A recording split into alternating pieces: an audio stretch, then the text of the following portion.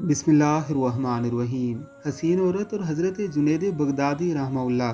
हज़रत जुनैद बगदादी रहमहुल्लाह के पास एक औरत आई और पूछा कि हज़रत आपसे एक फ़तवा चाहिए कि अगर किसी मर्द की एक बीवी हो तो क्या उसकी मौजूदगी में दूसरा निकाह जायज़ है। हज़रत जुनैद बगदादी रहमहुल्लाह ने फरमाया, बेटी, इस्लाम ने मर्द को 4 निकाह की इजाज़त दी है, बशर्त ये कि चारों के बीच इंसाफ कर सके। इस पर उस औरत ने गुरूर से कहा, हज़रत, अगर शरीयत में मेरा हुस्न दिखाना जायज़ होता तो मैं आपको अपना हुस्न दिखाती और आप मुझे देख कर कहते, जिसकी इतनी खूबसूरत बीवी हो उसे दूसरी औरत की क्या ज़रूरत। इस पर हज़रत ने चीख मारी और बेहोश हो गए। वो औरत चली गई। जब हज़रत होश में आए तो मुरीदैन ने वजद की वजह पूछी।